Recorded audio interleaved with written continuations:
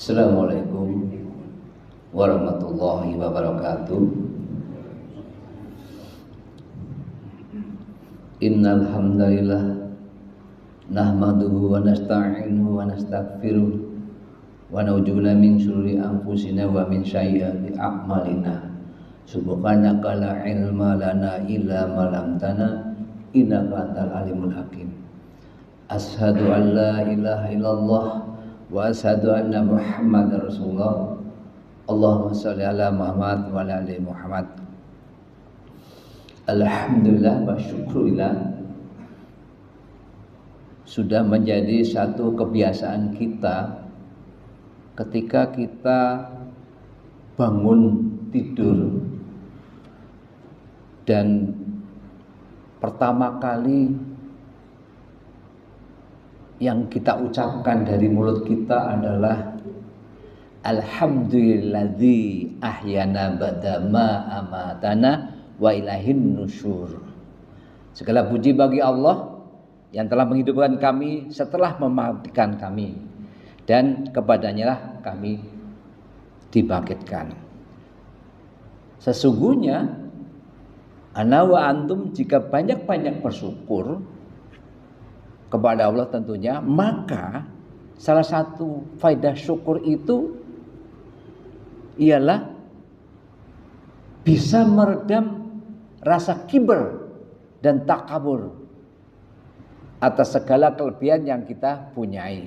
Nah, oleh karena itu Rasulullah SAW bersabda dalam hadis riwayat Muslim, al-kibr batarul haqq wa qamtun nas. Lantas, kenapa kita harus sering mengingatkan untuk selalu bersyukur kepada Allah setiap waktu dan setiap saat? Karena pada dasarnya karakter dasar manusia adalah suka melupakan kenikmatan dan tidak berterima kasih kepada Allah apa-apa yang telah Allah berikan kepada kita. Statement ini ada dua hal yang mendasari. Yang pertama adalah surat 100 surat Al-Adiyat ayat 6, dan yang kedua adalah perkataan Al-Hasan Al-Basri. Di surat 100 Allah menegaskan innal insana lirabbi lakanud. Sesungguhnya manusia itu sangat ingkar, tidak berterima kasih kepada Tuhannya. Sementara perkataan Al-Hasan Al-Basri, wal kafurul ladzi yad'ul musaib, dia adalah orang yang sangat ingkar, dia adalah orang sangat ingkar yang menghitung-hitung musibah. Wa yansa' ama rabbih, dan melupakan kenikmatan dari Rabb-nya. Itulah karakter manusia. Salawat dan salam mari kita aturkan kepada uswatun hasanah kita, Nabi akhir zaman, Nabi Muhammad sallallahu alaihi wasallam, juga kepada kerabatnya, sahabatnya, para salafus saleh, tabi'in, tabi'ut tabi'in, dan kaum mukminin mukminat yang istiqomah hingga akhir zaman, termasuk diri kita nih yang insyaallah berkumpul di salah satu baitullahnya ini dan selalu mengikuti para salafus saleh. Oleh karena itu doa kita kepada para salafus saleh adalah ridwanullah alaihim, semoga Allah meridhai mereka. Ibadul iman rahimakumullah, di pekan yang lalu telah disinggung tentang bahwa beberapa nama neraka. Kenapa saya ketengahkan ini? Supaya terutama untuk diri saya selalu mengingat yang tujuan kita itu adalah surga atau jannah. Tetapi pengetahuan ini penting, karena dengan kita mengetahui tentu kita bisa melakukan antisipasi bagaimana caranya supaya kita tidak ada di dalam finar. Nah, salah satunya nama neraka itu adalah neraka jahim. Allah tegaskan, Allah ingatkan kepada kita di surat 82 Al-Infitor ayat 14, Wa innal fujjara lafi jahim. Dan sesungguhnya orang yang durhaka benar-benar berada dalam neraka jahim. Bapak dan Ibu yang Allah rahmati, orang yang melakukan kewajiban terhadap Allah Subhanahu wa taala karena sibuk dengan urusan harta dan dunia, maka tempat kembali mereka adalah neraka jahim. Bahkan Allah Ta'ala mengingatkan kita di surat Al-Maun, surat 107 ayat 4 dan 5. Fawailul lil musallin alladzina hum an sholatim sahun. Maka kecelakaanlah bagi orang yang sholat, yaitu orang yang lalai terhadap sholatnya. Ayat ini menyoroti orang sholat tapi lalai dalam pelaksananya. Bisa jadi sepertinya tidak tepat waktu, atau tidak memenuhi rukun-rukunnya, atau bahkan tidak khusyuk. Bahkan Rasulullah SAW menyoroti perihal sholat ini di hadis riwayat Tirmizi nomor 413. Rasulullah bersabda, inna awwala, sesungguhnya pertama kali mayuhasabu bihil abdu, amal yang dihisab pada seorang hamba, tentu kita semuanya, yaumul qiyamati min amali sholatuh, pada hari kiamat adalah sholatnya. Jadi ini sebagai peringatan bagi kita, sholat kita yang akan dihisab pertama kali. Ketika sholat ini aman, lancar, insya Allah kesananya juga aman.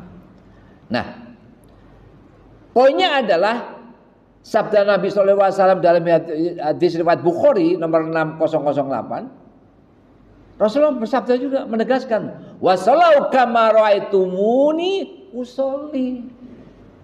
Salatlah kalian sebagaimana kalian melihat aku salat.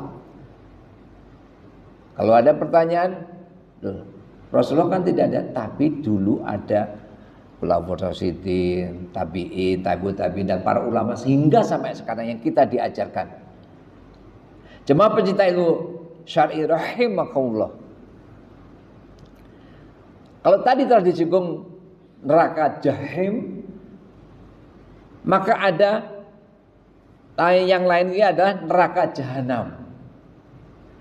Allah ingatkan kita, Allah tegaskan kepada kita di surat 9, surat At-Taubah ayat 63. Mayuhadidillah wa rasuluhu, maka sesungguhnya neraka jahanam, barang siapa menentang Allah dan Rasulnya, fa'anna lahu naro jahannam, maka sesungguhnya neraka jahanamlah baginya. Khalidina fiha dzalikal khiyul azim, kekal mereka di dalamnya, ini adalah kehinaan yang besar. Jangan sampai kita tetap berusaha. Surga kita dapat bukan karena kemampuan kita dalam bertakwa ataupun yang lain, tapi karena rahmat Allah. Rahmat Allah itulah yang menjadi mengaguatkan kita, insya Allah nanti bisa masuk surga. Disebutkan dalam sebuah hadis bahwa Nabi SAW mengabarkan pada kita bagaimana panasnya api yang ada di dalam neraka. Di mana beliau bersabda dalam hadis riwayat Bukhari nomor 3265 dan Muslim nomor 2483, Rasulullah bersabda, narukum hazillati yu'nuni Adam, api yang dipergunakan untuk memasak anak cucu Adam, artinya kita ini, juz'un min sabi'ina juz'an min hari jahannam, panasnya hanyalah bagian dari 70 cabang dari panasnya neraka jahanam. Subhanallah, Allahu Akbar. Kita yang panasnya ini itu hanya 1/70-nya. Nah, jemaah penduduk surga rahimakumullah, ada namanya Jahanamiyun. Iya, siapa itu Jahanamiyun? Dia adalah pelaku dosa yang masuk neraka selama masih ada iman, pasti ada peluang untuk masuk surga dengan syafaatnya Nabi SAW tentunya. Hal ini ditegaskan oleh Nabi dalam hadis riwayat Bukhari nomor 6566. Yahruju qaumin minan nar bi syafaati Muhammadin sallallahu alaihi wasallam. Ada satu kaum keluar dari neraka dengan syafaat Muhammad sallallahu alaihi wasallam. Fayadkhuluna al jannata yusammaunal jahannamin. Lalu ia memasuki surga, mereka lah yang disebut namanya jahannamin. Bapak-bapak dan ibu yang Allah rahmati, adapun para pendosa yang berada dalam neraka, maka keadaan mereka bertingkat-tingkat seperti yang digambarkan dalam hadis yang diriwayatkan oleh Imam Muslim dari Samurah bin Jundub radhiyallahu anhu, bahwasanya Nabi SAW pernah bersabda tentang penghuni neraka dalam hadis riwayat Muslim nomor 2845. Minhum man ta'qudunar ila ka'baihi. Di antara para penghuninya neraka ada disiksa, ada yang disiksa dengan tenggelam dalam api sampai mata kakinya. Wa minhum man ta'quduna ila rukbatayhi. Di antara mereka penghuni neraka ada yang ditenggelam atau disiksa, ada yang sampai dengan lututnya. Wa minhum man ta'quduna ila hujzaitihi. Di antara penghuni neraka yang disiksa ada yang sampai dengan pusarnya. Wa minhum man ta'quduna ila tarkuwatih. Di antara para penghuni neraka ada yang disiksa sampai tenggelam sampai kepada lehernya. Nauzubillah min dzalik. Kita mesti harus berusaha untuk terhindar dari ini. Karena kenapa? Salah satunya penyebab kita masuk neraka karena kita menentang Allah dan Rasulnya, menyelisih Rasulnya, melakukan bid'ah dan banyak hal lagi. Ikhwatul iman azulni wa iyyakum. Dari siksa yang paling ringan siksanya adalah bagi orang yang dikenakan sandal, artinya dia memakai sandal, tetapi sandal neraka tentu ya. Tetapi membuat otaknya menggelegak, artinya saking panasnya. Sebagaimana disebutkan dalam sebuah hadis bahwasanya Nabi SAW pernah bersabda dalam hadis riwayat Bukhari nomor 3883, Muslim nomor 205 dari Ibnu Abbas, ahwanu ahlin nar azaban Abu Thalibin. Penduduk neraka yang paling ringan siksanya adalah Abu Thalib. Siapa? Padi Rasulullah SAW. Wa huwa munta'ilun bina'alaini yakni minhum. Dirinya disiksa dengan memakai sendal yang membuat otaknya mendidih. Pakai sendal tapi otaknya mendidih. Bisa kita bayangkan. Itu paling ringan Bapak dan Ibu. Oleh karena itu kita berusaha semaksimal mungkin sampai semampu kita untuk menghindari neraka ini. Nah, setelah merasakan siksaan yang panjang di neraka dengan waktu yang tidak bisa kita bayangkan, para penghuni neraka itu memiliki permintaan kepada Allah. Nah ini, mereka masih minta kepada Allah. Ada 4 sebenarnya, tapi kali ini hanya 1 saja yang diketengahkan. Permintaan kepada Allah Jalla wa'ala dan pelajarannya harus kita ambil adalah agar kita benar-benar menjaga diri agar tidak terjerumus dalam api neraka. Permintaan para penghuni neraka salah satunya di surat 23 surat Al-Mu'minun ayatnya 107. Rabbana akhrijna minha. Ya Tuhan kami, keluarkanlah kami daripadanya untuk kembali ke dunia. Fa in udna fa inna zalimun. Maka jika kami kembali, artinya kembali kepada kafiran juga, sesungguhnya kami adalah orang-orang yang zalim. Jamaah rahimahullah. Inilah ungkapan penyesalan yang terdapat dalam Al-Quran, tepatnya di surat Al-Mu'minun ayat 107 tadi.